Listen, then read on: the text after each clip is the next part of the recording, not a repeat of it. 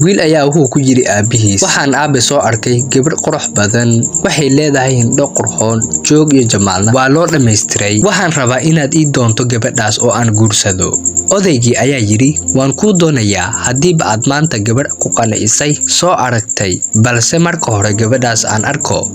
odaygii gabadhii markii la tusay wuxuu yiri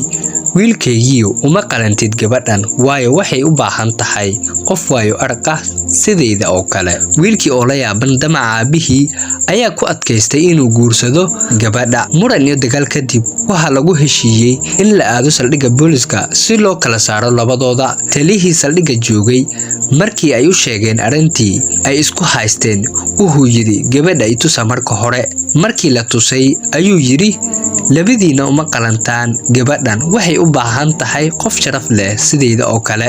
mar kale ayaa dagaal la galay saddexday nin waxay u gardhigteen doqa magaalada markii loo sheegay arinkii isna wuxuu dalbaday in la tuso gabadha markuu hindhaha saaray wuxuu yiri gabadhan waxa u qalma oo kaliya mas'uul aniga oo kale arintii markaan waxay gaartay wiilkii boqorka oo aad looga dambeeyay afartoodii buu isu yeeray si uu u xaliyo dhibka dhexdooda ka jira balse markii uu gabadha arkay buu isbedelay wuxuuna ku jiri